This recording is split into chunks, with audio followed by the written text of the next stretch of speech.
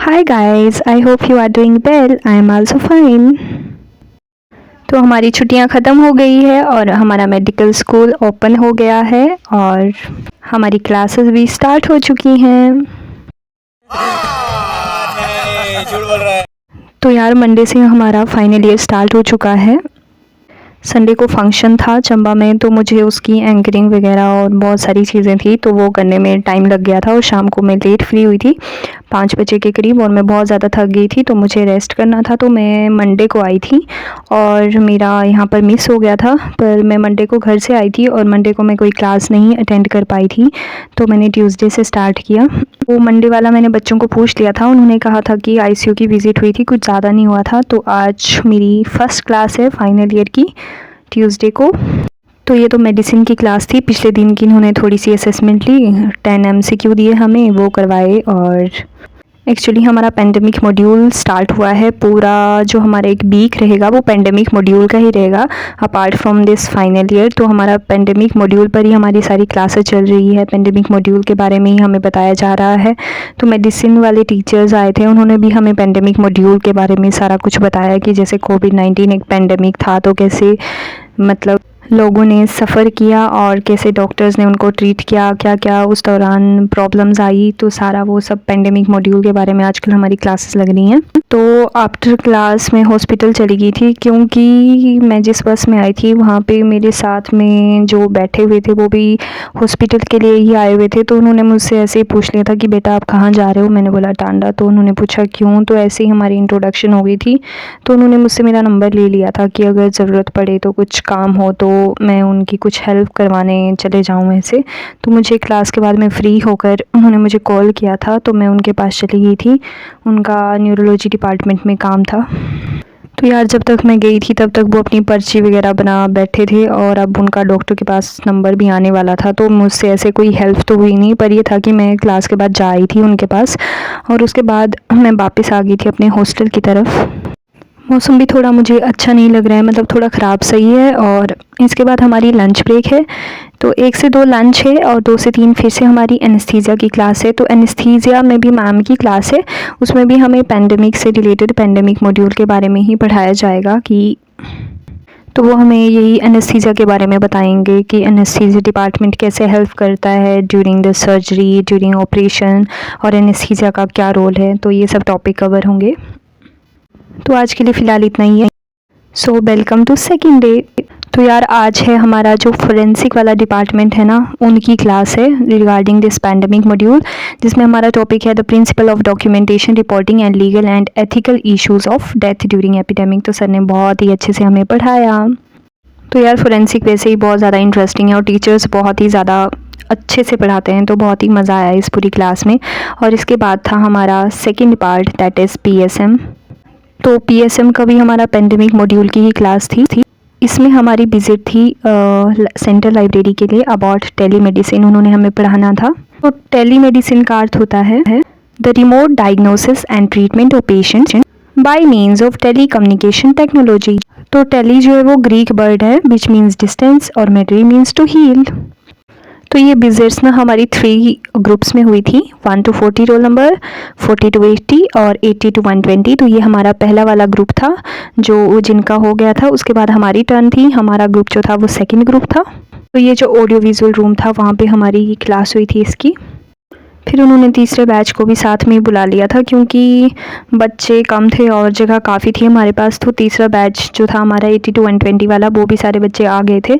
और फिर हमें ऊपर ले गए थे ऊपर वाले फ्लोर पर, और वहाँ पर उन्होंने हमें बताया था कि कैसे टेली कम्युनिकेशन और टेलीमेडिसिन का जो रोल है वो कैसे हेल्थ डिपार्टमेंट में कैसे उसका एक बेनिफिशियल रोल है, तो वो सब बताया था उन्होंने हमें। तो इसके लिए हमें ऊपर कंप्यूटर सेक्शन वाले रूम में लेके गए थे आगे, वहाँ पर इनका पूरा जो सिस्टम था उन्होंने सारा हमें वो दिखाया। और बताया कि इसको कैसे यूज़ किया जाता है, कैसे इनका अपना लॉगिन आईडी और पासवर्ड होता है, जैसे ये डॉक्टर RPGMC टांडा का इन्होंने हमें दिखाया था। और इसका यूज़ बताया था कि कोविड-19 में बहुत ज़्यादा इसका यूज़ किया गया था, क्योंकि ज़्यादातर उस टाइम ज़्यादा ट्रैवलिंग मतलब नहीं हो पाई थी लोगों की, तो उस टाइम ये ज़्यादातर इसका बहुत ज़्यादा यूज़ हुआ था, सर ने ऐसे बताया था। तो उसके बाद ये जो हमारा सारा हो गया था PSM का, तो उसके बाद हमारी थी पल्मोनरी मेडिसिन की क्लास। उसमें भी हमारा, क्योंकि हमारा पूरा वीक पेंडेमिक मॉड्यूल का चल रहा है, तो बाहर हम चले गए थे वापस अपनी PSM का, ये जो हमारी टेलीमेडिसिन की क्लास थी, उसके बाद हम चले गए थे बाहर। तो बाहर हमारा यही पल्मोनरी मेडिसिन की क्लास थी और उसमें भी हमारा यही सब पेंडेमिक मॉड्यूल के बारे में हमारी क्लास है। तो सारे बच्चे आप देख सकते हो कितने अच्छे से हमारे सारे क्लासमेट्स आ रहे हैं। और ये हैं कनुप्रिया और अतुल। मेडिसिन सेंटर देखकर आए हैं और वहाँ पे एक कंप्यूटर सेटअप था, साथ में कैमरास भी थे, जो चल नहीं रहा था क्योंकि हमारे पास लॉगिन आईडी और पासवर्ड भी था, लेकिन सर ने हमें बहुत बेनिफिशियल चीज़ें बताई, है ना दीपांश? Yes yes. दीपांश, तुझे कुछ बोलना है तो बोल दे यार। और अभी हम रोल प्ले करेंगे।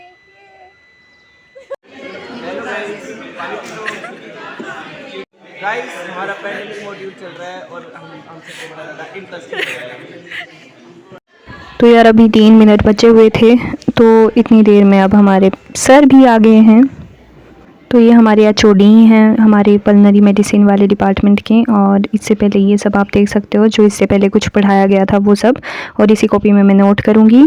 सर ना इतने अच्छे हैं ना, और इतने अच्छे से पढ़ाते हैं ना। हेड ऑफ़ डिपार्टमेंट है पल्मोनरी मेडिसिन के, और इतना जो इनका वे ऑफ टीचिंग है, बोर्ड पर ही पढ़ाएंगे और बहुत ही अच्छे से, मतलब हर एक बच्चा इनकी हर एक चीज़ समझ जाते हैं। बहुत ही अमेजिंग तरीके से ये पढ़ाते हैं। तो सर ने हमें पढ़ाया हमारी कि सेंटर लाइन कैसे डालते हैं और उसके इंडिकेशंस क्या हैं, कि अगर उसकी बेटर केयर ऑफ पेशेंट के लिए, फ्लूइड रिससिटेशन के लिए, ब्लड ट्रांसफ्यूज़न करना है उसके लिए, ड्रग इन्फ्यूज़न करना है उसके लिए, और सेंटर वीनस प्रेशर मॉनिटरिंग करनी है, कि जो कि आपका नॉर्मली 8 से 12 mm ऑफ Hg होता है। उसके बाद सर ने उनकी कॉम्प्लिकेशन भी बताई कि अगर आप कर रहे हो सेंट्रल वीनस कैथेटराइजेशन तो उसकी क्या कॉम्प्लिकेशंस हो सकती हैं, लाइक आर्टीरियल पंक्चर कर सकते हैं, अगर दोनों तरफ से पंक्चर हो रहा है, हीमोथोरैक्स हो सकता है, हेमरेज हो सकता है, न्यूमोथोरैक्स हो सकता है, एरिथमियाज हो सकते हैं, और अगर डिलेड कॉम्प्लिकेशन है तो उसमें इन्फेक्शंस हो सकते हैं। तो इसमें हमारा एक पार्ट था रोल प्ले का, जिसमें एक स्टूडेंट को डॉक्टर का रोल प्ले करना है और एक स्टूडेंट को पेशेंट का रोल प्ले करना है। तो इसमें हमारे 2 क्लासमेट्स थे, उन्होंने डॉक्टर और पेशेंट का रोल प्ले किया था, जिसमें उनको कंसेंट का जो मेन था, कंसेंट के बारे में बताना है कि अगर पेशेंट ICU में है तो डॉक्टर कैसे कंसेंट लेगा उससे, और अगर पेशेंट बिल्कुल इमॉर्टल स्टेट में है तो उसके रिलेटिव से हम कैसे कंसेंट लेंगे। तो ये सब मेनली इस जो ये ड्रामा रोल प्ले हुआ था उसमें बताया गया था मेनली। तो सर ने बताया जैसे कि अगर एंडोट्रेकियल इंटूबेशन करनी है तो उसमें बोलेंगे हम पेशेंट्स को कि नाली लगानी है। ICU में पेशेंट होगा, उसकी तो मेंटल स्टेट इतनी होगी नहीं कि वो खुद कंसेंट दे सकता है। तो अब हमें पता है कि एंडोट्रेकियल इंटूबेशन जो है वो लाइफ सेविंग प्रोसेस है, तो कंसेंट उसके रिलेटिव से हम ले सकते हैं कि ये जो पेशेंट है ये अपने आप से सांस लेने की कंडीशन में नहीं है, हो सकता है इसे हमें मशीन में रखना पड़े। मशीन में रखने से पहले हमें उससे पहले नाली लगानी पड़ेगी। लेकिन अगर आप नहीं चाहते हैं कि आपको वो लिख कर देना पड़ेगा, अगर आप नहीं चाहते हैं कि इनको नाली नहीं लगानी पड़े तो आपको लिख कर देना पड़ेगा हमें DNR, that is do not resuscitate. Even अगर ज़रूरत पड़ती है तब भी आप नहीं लगाना चाहते तो इन दैट केस हम क्या करेंगे कि नॉन इन्वेजिव इंटूबेशन करेंगे। उसके बाद सर ने कॉम्प्लिकेशन बताई इंटूबेशंस की, हमें पे कैसे हैं, उसके मेथड्स बताएं। अंडर विजन करना है आपको, 2 मेथड्स होते हैं, एक अवेक मेथड और दूसरा by giving the succinylcholine. तो बहुत ही अमेजिंग क्लास थी। तो उसके बाद हो गई हमारी ख़त्म class. Thank you and subscribe.